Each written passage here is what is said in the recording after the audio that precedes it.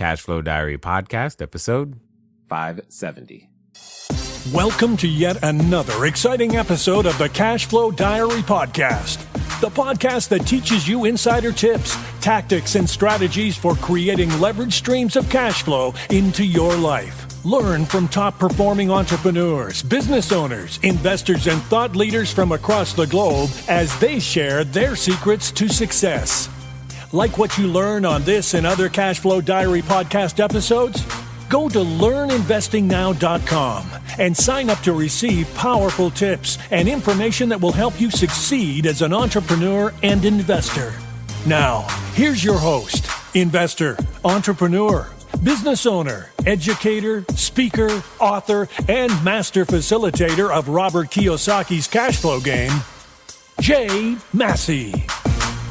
All right, ladies and gentlemen, welcome to another episode of the Cashflow Diary Podcast. I'm your host, Jay Massey, and I'm glad that you are here today because we are going to talk about many different things, but most importantly, something that I believe a number of you are, well, not only curious about, but maybe you're in the process of doing it. I know some of you today, you woke up, you said, you know what, I'm going to get my business started. Others of you, you've been going for a while. Maybe you've done the, 6 and 7 figures, and now you're trying to figure out, how do I get to that next level?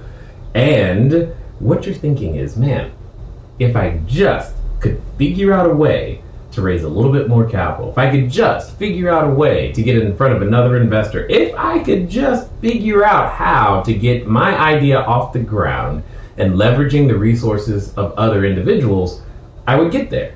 Well, I have with me today none other than Ryan Vett. And what's interesting about Ryan, yes, he's an investor, yes, he's an entrepreneur, but not only are we talking interesting things like a TV show and how that can play into things, we're also going to be talking about the capacity, the ability for all of us as entrepreneurs to go out there, leverage very unique and creative ideas. Some of you may have heard of a company by the name of Boon. And as Ryan describes it, it's Uber meets eHarmony meets healthcare staffing, which by definition means we got a lot of questions to figure out. But it also means that we're going to be able to learn a lot. So let's make sure that we get ready to listen, love, and learn from Ryan Vett. Ryan, how you doing? Doing well, Jay. Thanks for having me. Uber meets eHarmony meets healthcare staffing. You do realize that in and of itself requires tons of questions, right? Oh, absolutely. It's not like we're a car dating service, like you get in a car if you're a healthcare staffing. I had someone come up to me and say, so you're doing dating inside ride sharing? And not quite. That's not exactly what we're doing here. Exactly. Okay. Yeah. So I'm eager to go down this path and understand and unveil it. But before we get too far, I have to ask you the same question that we tend to ask everybody else. But because this is the first time you're here. You ready? I'm ready. All right. So I tend to look at today's entrepreneurs a lot like yesterday's superheroes, like Batman, Robin, Wonder Woman, etc. Because I think entrepreneurs and superheroes have a ton of things in common. For example, as an entrepreneur, I can envision myself flying around town, using our products and services, and saving our customers one sale at a time. Also, though, like a superhero, an entrepreneur has a beginning. There was a time where Spider-Man was just a kid going to school, doing his thing, taking some photos, then one day gets bit by a spider, discovers he's got a superhuman ability, and now he has to choose whether to use it for good or evil. So my question to you is rather simple. Before Boon, before your podcast, before everything that people know you for today, before the VC entrepreneur community even knew your name, what we want to know is, who is Ryan Vett? That's a great question. I love it. I thought you were going to ask me about, what superhero I was. I'm not worthy of that. So I'm thinking here, you're making me sweat. No, much easier. That is much easier, but it's also complicated. I would say I am someone that has always loved creating. I think at the core of what my career has been kind of plagued by, I have been a creator.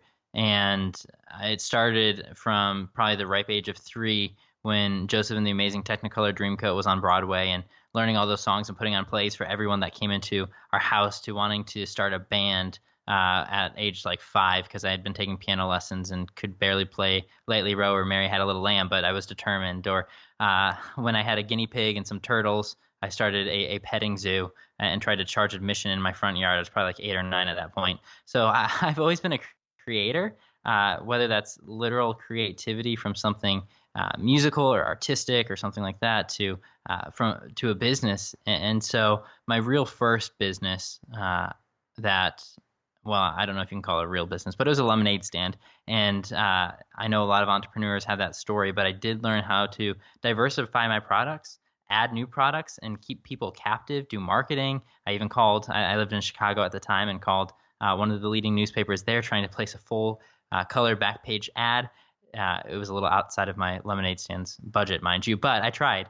And that was all before, I was 10. And so I've always loved creating and inventing and making the world a little bit better place. And so that's who I am and where I come from. Now, I can say, out of the many hundreds of entrepreneurs that I have asked that question, you are the first to try to charge admission for a petting zoo in your front lawn. That is for sure. I would have loved to have been there to see what that looked like. But you said diversify your product offering at a lemonade stand? Please explain. I'm curious. That's also curious as well. Yeah, so I'll combine it with the petting zoo. Actually, I figured that if I had a lemonade stand and I could keep people there longer, then they would buy more. So that was my first strategy. So the petting zoo was one. I had a wiener dog at the time. Her name was Penny, and because she was kind of that penny copper color, and so I put her on a leash, threw my guinea pig and 2 turtles into like a little chicken wire fence outside, and tried to charge admission. I don't think I successfully charged admission.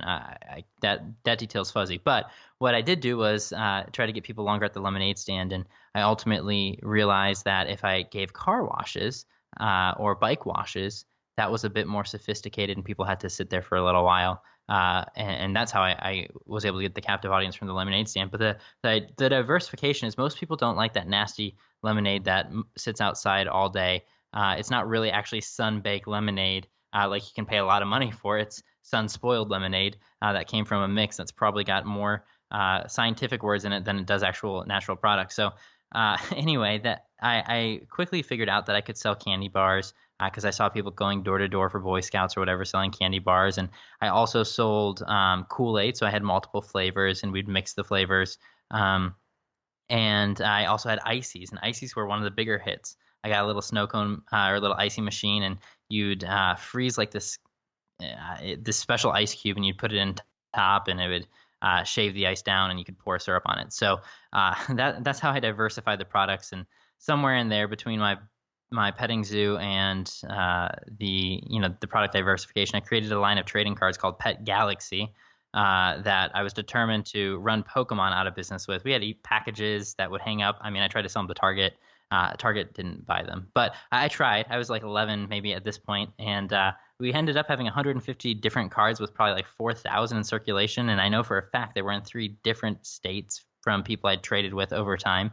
I don't think I made any money off that, and any money I did make was probably owed back to my parents for using all their colored printer ink and printer paper. But that's beside the point. So that was how I diversified.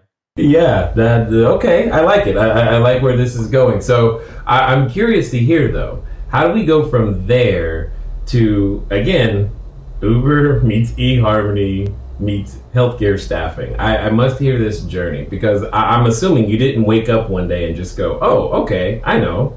This is what it is.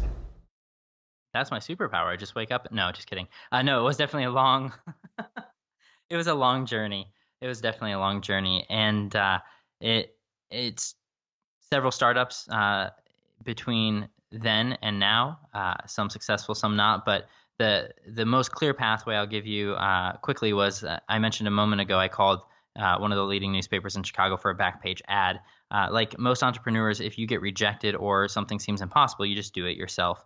And so I created a neighborhood newspaper And I was probably 13-ish at this point in time, 12 or 13. And I think it lasted maybe 2 issues, and it went to like 5 houses using more of my parents' printer ink and paper. But nonetheless, I created it so I could advertise my lemonade stand and my Pet Galaxy cards. And it was through that, even though that's a kind of a comical story, that some local businesses actually realized I had some ability, and I use that word loosely, but ability to do graphic design and website design. This was before anyone could just go on GoDaddy and do a quick website. WordPress barely existed.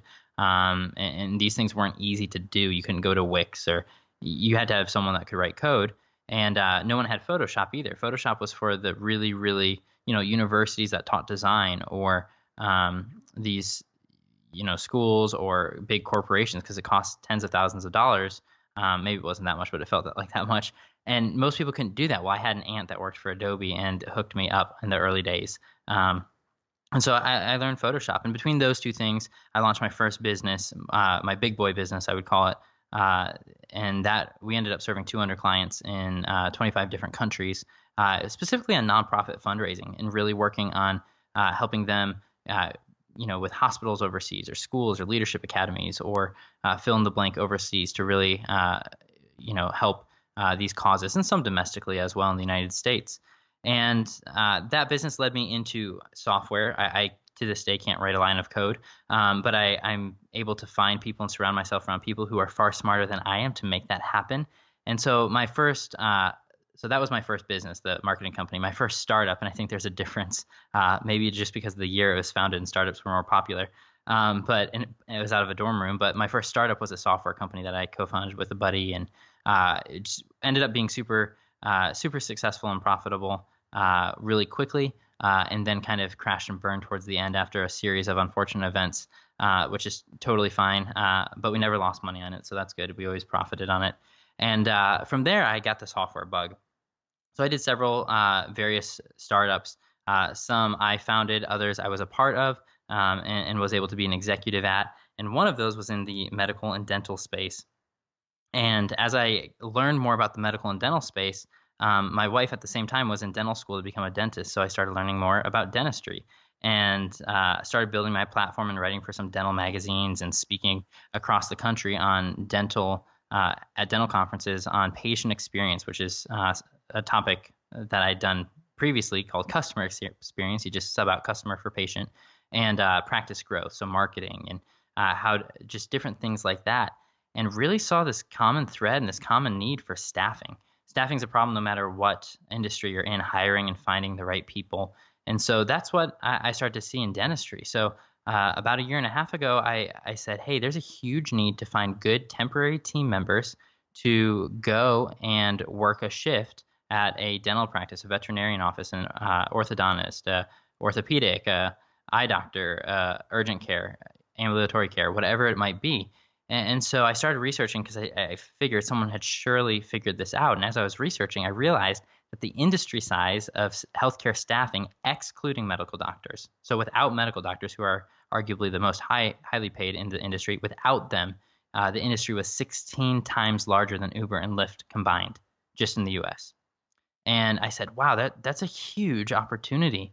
And so as I was looking, people were digitizing the space, but they weren't innovating. They were simply taking traditional processes and putting it in the cloud. And I said, no, there's so much opportunity, because one of the big issues is matching. It's hard to find the right provider for the right practice at the right time and at the right price. And right now, there's agencies that do it, that are charging a practice double and paying a provider less than fair wage. And I was like, that's not right. These are people who are, have spent their career trying to care for others, and now they're getting ripped off by either being charged too much, or not paid enough, or not access to benefits, and they're not being matched well. So they have bad experiences. So the Uber part is the on-demand matching. Now we've created it so if a hospital needs an extra nurse for a shift, they can click with the click of a button, and the best nurse will be sent to them within an hour approximately. The eHarmony component is personality and skill set matching, because a lot of traditional agencies just plug the hole with the next warm body that they have, and they might not be the best fit personality-wise, or skill set-wise, or background-wise, or you name it. We have a number of factors that we look at personality-wise, and make sure that we put the best fit in at the best time. And then pricing is the other component in healthcare staffing. So instead of charging almost double per hour, a normal hourly rate like many agencies do, we only charge about 1.2 times, so significantly less. But we also pay the providers more simultaneously because technology is doing all the work to make these matches so good. And so we're able to provide better patient care by lowering the overhead of a practice and increasing the payments of the provider. So it's a win-win-win. Like it. Now, through the process, there's a couple of things that you said just now that I want to make sure that everyone catches.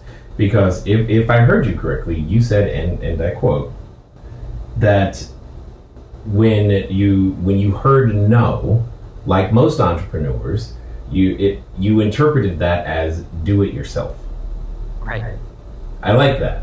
Where did that come from? How did you learn that to interpret what a lot of people right now would say, who are listening, who would say that, well, I've heard no and that I made a different decision? Yeah, I don't know, to be quite honest. I think it was something I was born with. I think it's a sort of drive and passion that I've had to get things done. I think the other component of it is my parents definitely spurred that on in me. If I wanted something, they would rarely, if ever, tell me no, unless it was going to be harmful to me, obviously. But they rarely, if ever, told me no, but they rarely got me things as well. I mean, I'm not saying that I mean, they got me essentials and all of that, but And a whole bunch of printer ink, apparently. And printer ink, yeah. So they did support me secretly. I probably, yeah. But the thing that comes to mind in particular, there's two. One was a PlayStation, one was a bike. Like I had an awesome bike, but I wanted a more fancy bike because I was really into biking. And the PlayStation was something that I don't know why I wanted because I almost always played outside and I've never enjoyed video games. But I thought it was cool because that's what the cool kids had at my school. And so both of those purchases at some point, in late elementary school through early high school were purchases that I made because my parents didn't tell me no, but they said, hey, we'll help you buy it. Just, earn some money towards it. And either they would match it or give me a discount. They'd help me out. Yeah, no, I totally get that. And so I think that's really where that came from. Got it. Okay. I like it. I like that interpretation of it. I think more products would come to market, more things would happen if just more of us interpreted what we hear as no as either not yet or do it yourself. You're like, okay, cool. I'll go figure it out on my own. I like that. Now, and then you mentioned you got the software bug. What is this bug? How does one get it? Is there a cure? Help me understand. Yeah, I think it was just the software startup bug. I mean, you have the .com era where e-commerce just exploded in the 90s, and I think in the 2000s you really saw software, especially web-based software. I should have qualified that, but web-based software that was accessible to anyone to download or use online, or fast forward to the late 2000s in the palm of your hand with a phone in 2007 when the iPhone came out. I just got this passion for, wow, you can enable and empower people to create and do tasks that were previously either impossible to do or expensive to do, fill in the blank, but technology solved that gap. And so the transition from hardware to software, which is still something that we're in now as people are still trying to innovate the hardware side, but really software is the innovative side, or more fastly progressing right now. I got this bug like, hey, I want to be able to utilize these platforms, apps, softwares, fill in the blank, to make someone's life better. And that's really the bug that I got because I saw the potential with it in that first dorm room startup, and I kept going after it.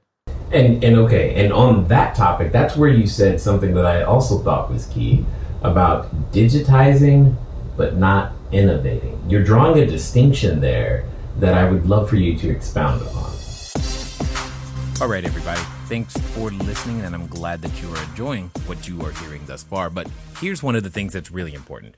One of the most important things that you can do is get started. One of the things that I've said before, and I say again, once you get started, stay started. But more importantly, there can be lots of roadblocks to getting started. So what we're going to do is we're going to remove one of those roadblocks for you and make it a little bit easier. Because the thing that I don't want to stop you is thinking, do I need a local number? How about a long distance number? Or should it be 800? How on earth am I going to make that happen so that people can contact me as I'm out there building my business, making my cash flow grow? But most importantly, understanding that it doesn't have to be difficult.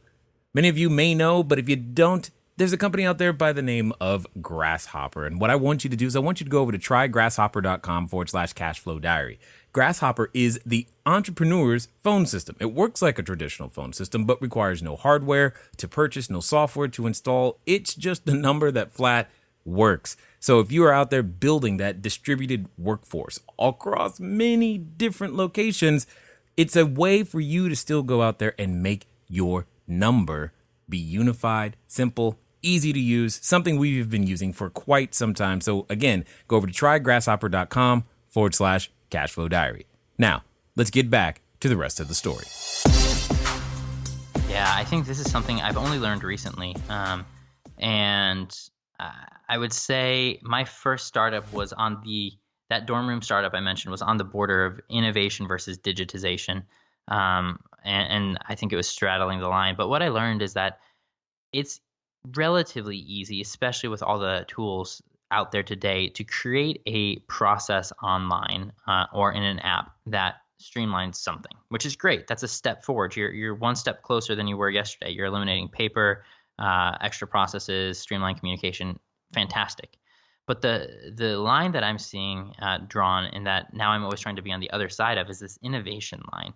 Digitization is rather simple and not that complex. Now, anyone who does it, my hat's off to them. But right? I think somebody just like that stopped all the hate emails coming your way right there. Yeah. I was like, uh-oh. Hey, I've done it. I've tried to make things things more smooth. So I'm totally okay with digitization. It's a step forward. But innovation is this new line of thinking that I've personally been challenged to do because it stretches me in a way I haven't been stretched before. But it's saying, okay, I've made something more streamlined because it's online or an app or whatever. But innovation is saying, what other artificial intelligence or machine learning or what thing can I do to catapult that forward? It's like Steve Jobs and the iPhone. Phones had been, just improved on incrementally until he came out with the internet in the palm of your hand.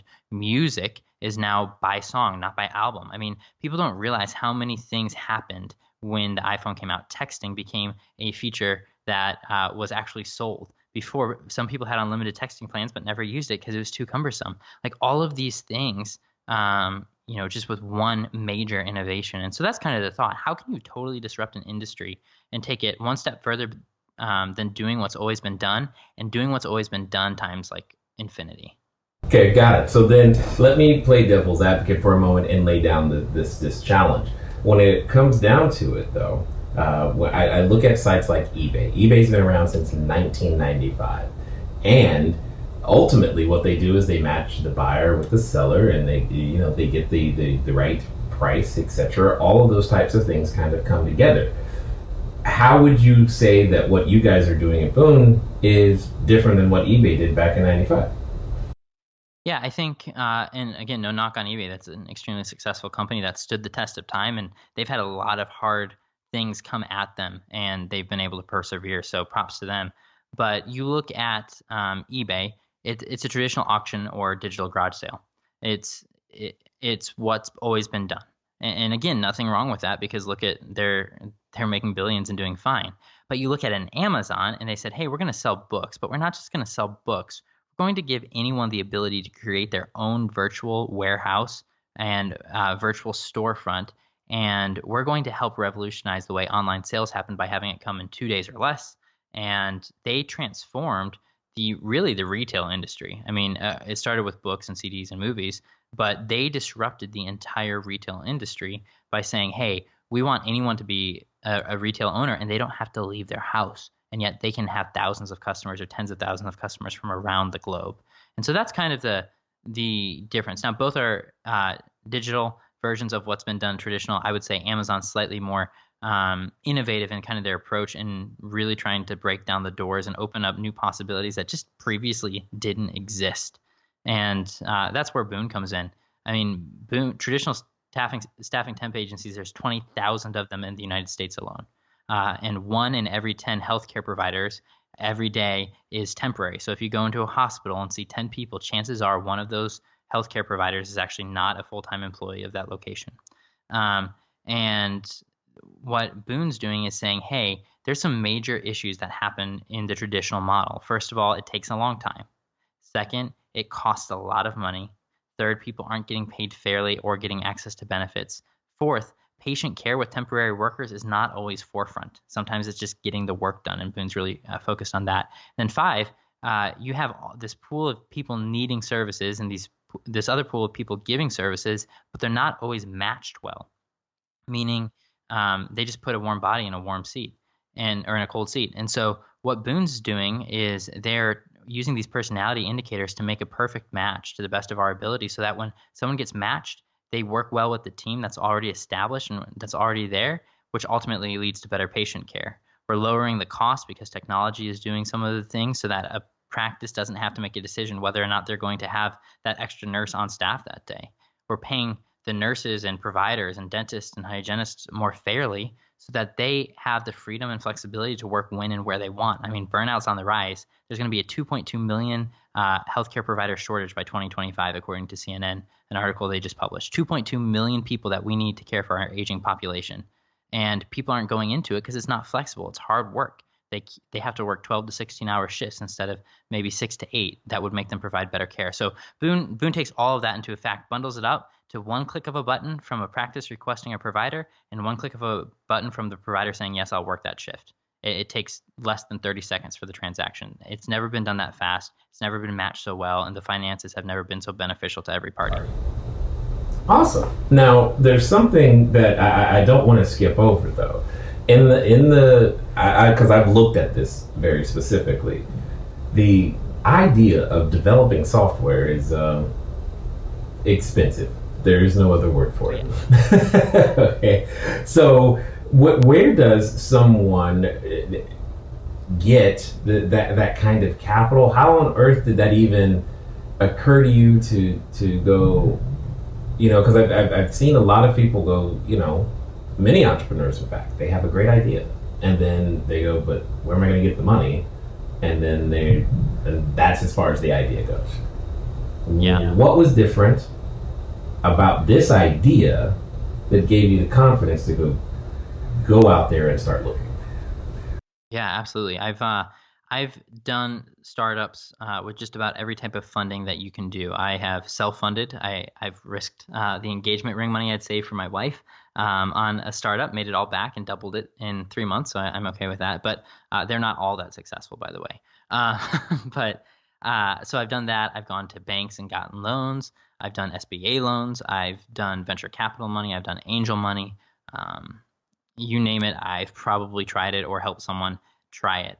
And I think there's a couple important things to remember when you go to funding. First of all, it is more exhausting than probably anything you'll do in your company. It is hard. Rejection is high. The questions that these people ask, especially once you get to dealing with some of the bigger venture capital, is really difficult and can be really intimidating. And so it's a tough thing, but I think anyone has the capability to raise money if they put their mind to it and are willing to get rejected probably 999 times before they get the one yes. And so with Boon, I had tried all these different types of funding before, not with Boon, but with other startups. I've been a part of raises about 50 million in total in my career from some of those different avenues. And so I was really trying to say, okay, what avenue have I not explored that would work well for Boon? And at Boon, our slogan is it's practicing good. It's this idea of in everything that we do, are we practicing good? So even when we're at lunch as a team, this happened today right before we hopped on this. Someone grabbed the door for someone else and said, "Oh, I'm just practicing good." But it's part of our DNA. It's part of our culture. And one of the things that we're trying to do is equal opportunities. And equity crowdfunding in 2016 first became legal when the Jobs Act was passed. And what it did was it allowed not just the top 1% to invest in startups, but it allowed the 99% to invest in startups. Because before 2016, if you're not an accredited investor, meaning you basically have $1 million of liquid net worth, not including your home, or you made several $100,000s a year for several years consecutively, which is about 1 to 2% of America, you couldn't invest in a startup.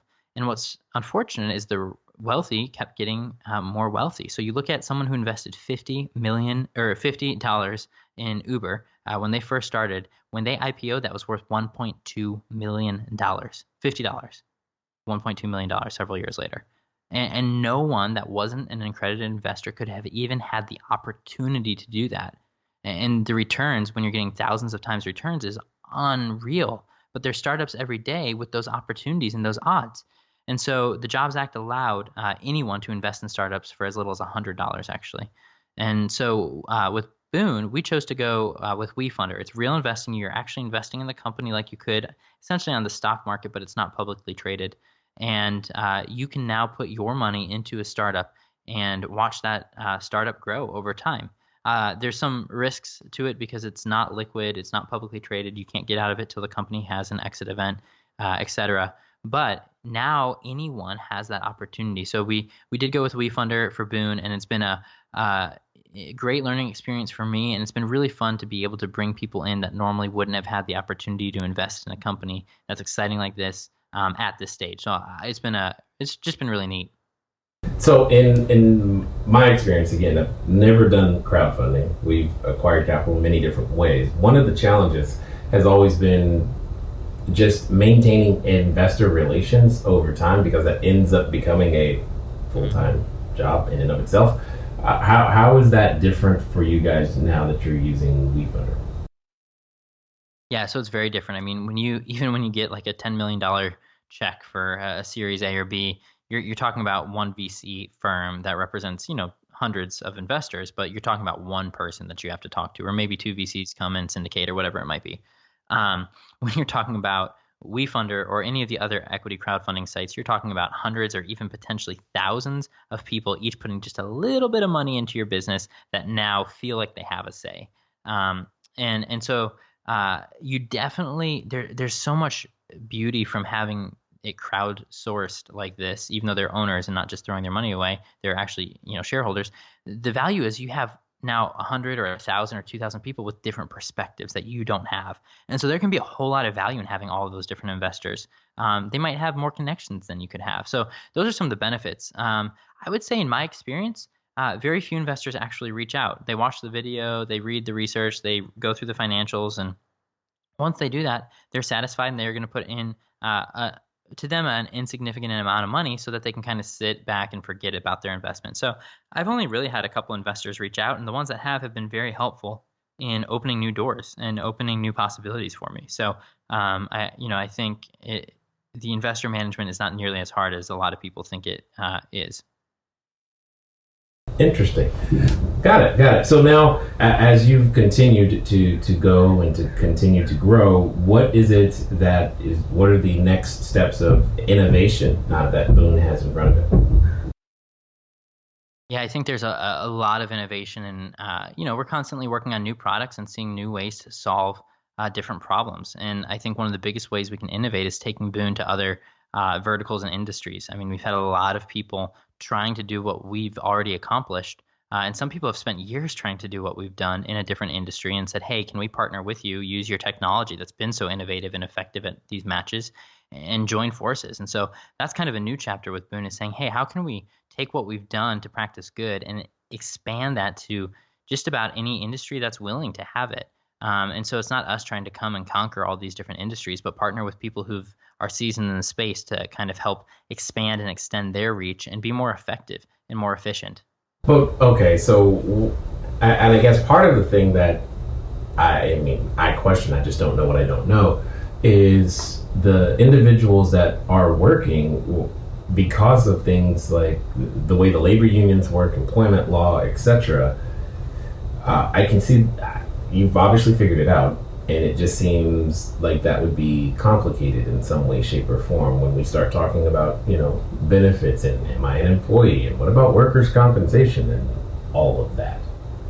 Yeah, absolutely. There are a lot of conversations that I've had, across the country, speaking on, CBS, NBC, ABC, on that very question. And a lot of it surrounded California's new bill that passed, AB 5, and will take effect on January 1st, 2020.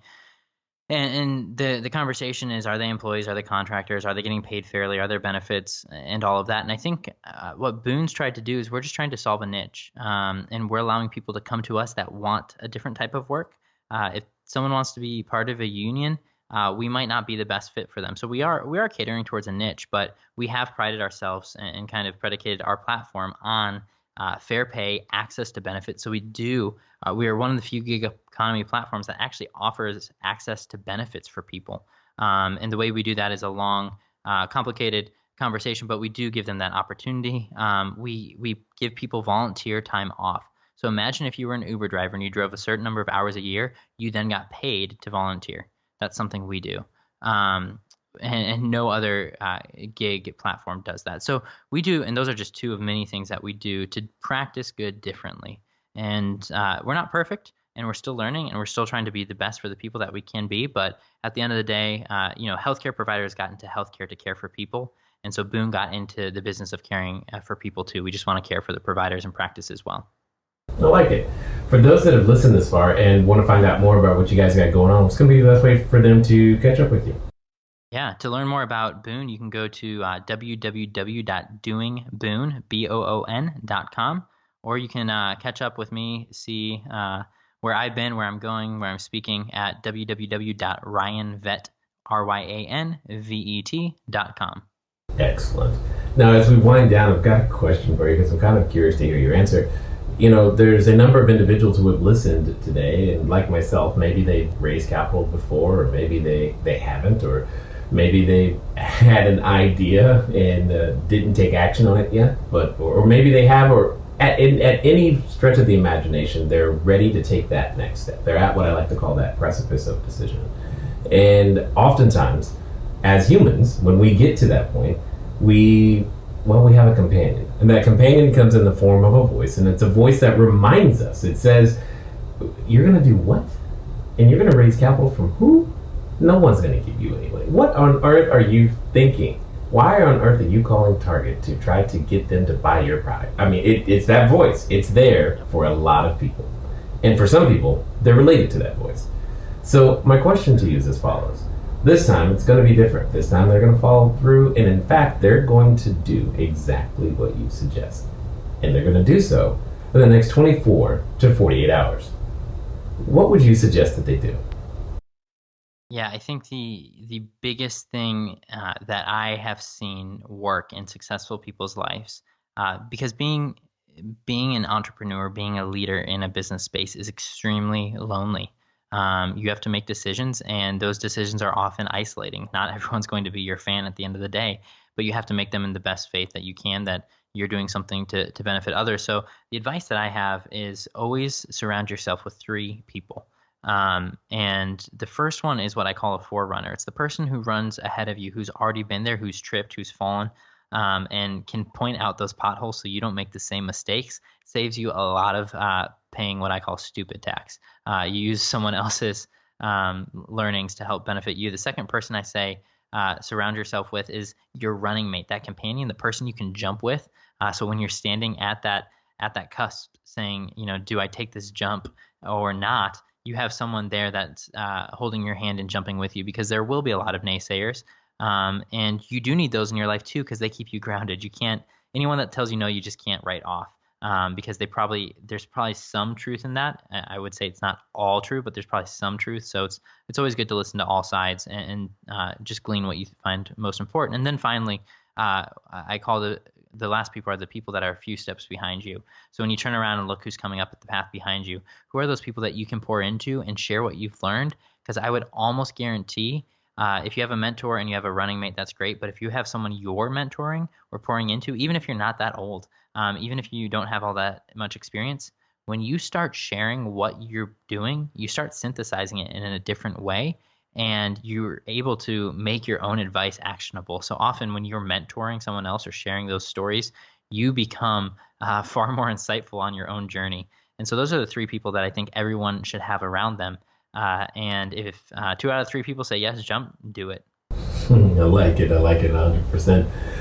I definitely appreciate the variety of things that you've had exposure to, the creativity that you have brought to being an entrepreneur and making things happen. And I definitely thank you for taking the time to share your knowledge, your wisdom, and your insight here with us today at the Cashflow Diary, sir. Yeah, thank you, Jay. I appreciate it. All right, ladies and gentlemen, you know what time it is. It's time for you to move at the speed of instruction. What does that mean? Well, obviously, that means go look this up, because at the end of the day, you know that you heard something that was unique. And you probably have a unique idea too. And one of the things that I know to be true is that watching other people, seeing what others have done, how they have brought many different creative things together to formulate what I'm looking at today, there's always a lesson or two to learn from behind the scenes. At any rate, you guys, you've been here this far. Go one more step further. Make that idea happen today, because, well, it's your time. Ladies and gentlemen, it's been fun talking to you today. I look forward to talking to you soon. Until next time.